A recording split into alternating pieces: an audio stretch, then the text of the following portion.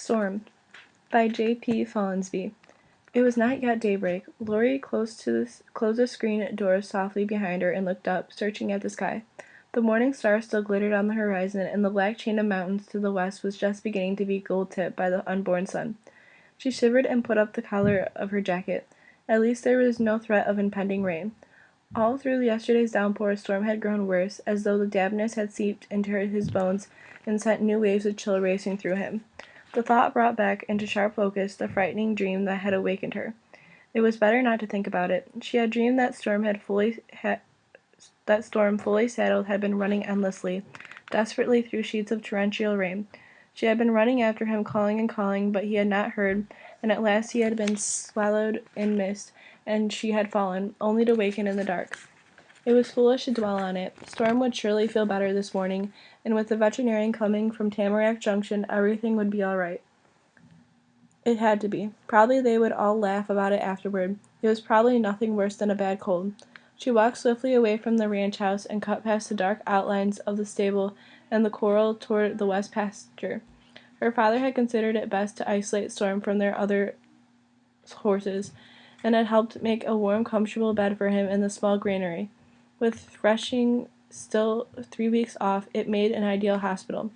She hurried. The thick late August dew clung to the bottoms of her jeans and turned the pastures to a ghostly silver in the failing darkness. It was going to be the kind of day Storm loved best, crisp and cool, with a tang of fall in the restless air. Perhaps by evening he would be up. The first time she had raced him on the open prairie he had been just such a day. After 2 long months of breaking and holding him in, she had at last let him have his head, and he had streaked across the open rain like a thunderbolt. How he loved it. Even as a colt 4 years ago, Storm had been like that, wild-spirited, forever trying to outrace the wind. And he had never lost that boldness, until suddenly 2 days before the strange sickness had swept over him. She opened the granary door cautiously.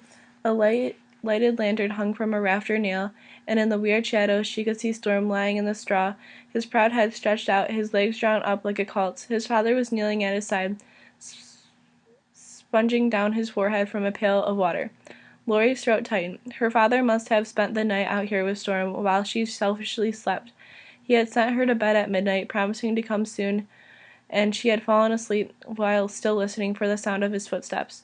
Probably he had never intended to sleep at all. "Dad," she called out, her voice carrying across Storm's heavy breathing. "Dad, is he all right?" Her father looked up and smiled wearily. "Hello, Laurie." He managed a grin. "You beat the birds this morning." Tenderly he touched Storm's swollen shoulder. "I don't know. He seems about the same. No sudden cures by night. He's a game fellow, though." Laurie knelt at her father's side and stroked Storm's feverish muzzle. It was all so unbelievable. Just 3 days ago she had taken him for a twilight run to round up 3 stray cattle down by the river. He had been as eager and playful as a yearling, tossing his great white mane, insisting on splashing into the water and leaping back onto the bank to shake himself with enormous glee. She had never seen him more electric with life, and he hadn't even a sniffle that night. Then, without warning, it had happened. In the morning she had found him standing dejectedly in the stall. Alarmed, she had felt his muzzle. It had been raging with fever, and he had cried at her touch. She had run for her father, but he was as baffled as she. At first he thought it might be a touch of colic, or as she thought, a cold from wading in the river waters. But now Storm struggled to lift his head, and again the low, choked whinny escaped his throat. "Easy, boy, easy," Laurie whispered. "Try to lie still." She rearranged his blanket and looked at her father. "He couldn't do that yesterday, Dad," she said. "He must be feeling better." Maybe it's only that you're here with him, Laurie." He shook his head. "I don't want to sound discouraging, but I'm afraid Storm here may be a pretty sick fellow." Laurie dipped the sponge and gently laved Storm's forehead with cool water. Her father must suspect something more than a cold, and in his own direct way he was trying to prepare her, just in case. But it was so unreal. Storm was too young, too full of life. People got sick too, but they recovered. Serious things didn't happen this way, overnight, with no warning at all. "Why don't you go back to the house, Dad, and rest?" she said at last. "I'll stay here with him until the doctor comes. You must be worn out." "All right, Laurie, since you're up anyway." He rose stiffly. At the door he hesitated. "I'm sorry about this, Laurie," he said awkwardly. "I hope it is only a cold, but well, whatever the doctor says, try to believe it's for the best, won't you?" Of course, Dad, she whispered. It was so unlike him to say something so much a warning. She mustered a smile. And thanks for staying up with him. I wish you had let me. Can't afford to have two sick youngsters around the place, he said with a mock gruffness. I'll come out and spell you at breakfast. He dunked down and was gone. Laurie looked blankly after him for a moment, then turned back to Storm. Sitting together in the darkness like this, it was almost like the night he had been born. A towering blizzard had swept down from the mountains that night, and snow was still buffering the stables when she had at last been able to see him at dawn. He's a storm baby, all right, her father had laughed. I thought for sure this fellow was a goner. What a night. She had laughed, far too overwhelmed to talk. They had let her hold the colt's head in her hands for a moment, and he had nuzzled her arm. Even then she hadn't been quite able to believe that the tiny, rangy fowl was hers, to own and to care for. He was her birthday present, and he had come only a week from the day. Finally he had snorted noisily and frowned at her disapprovingly. She had laughed in delight, and then the idea had come to her. That's what we'll call him, she had cried. Storm. That's his name. Storm, she whispered now, pushing his forelock back from his eyes. Remember that night? Oh, Storm, try to get well. Try, boy, try. The sun was riding upward when Laura at last heard voices approaching over the fields. Just 2 days ago, she heard her father say. He seemed to fail all at once. Listless, legs weak, eyes cloudy with a yellowish film. But you'll see for yourself. It beats me. They loomed in the doorway, her father towering a good 6 inches above the short, stocky frame of Dr. Herrick.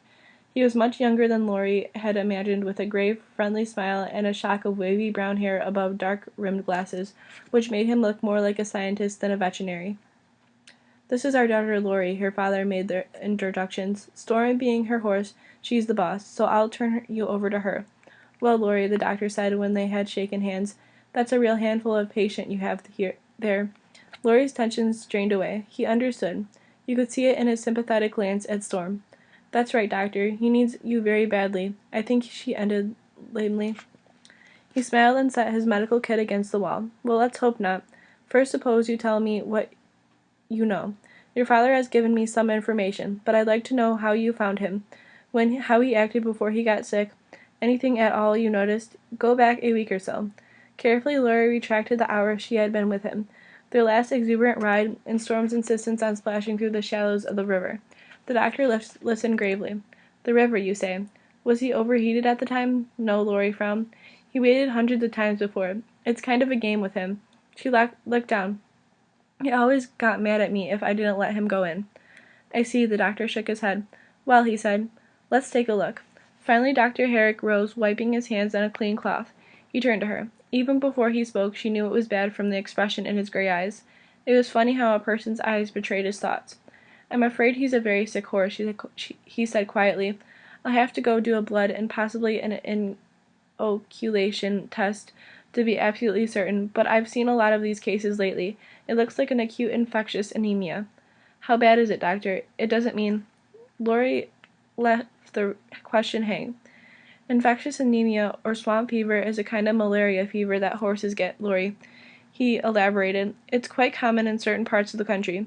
In acute cases, a horse sometimes goes with it very suddenly in the first attack.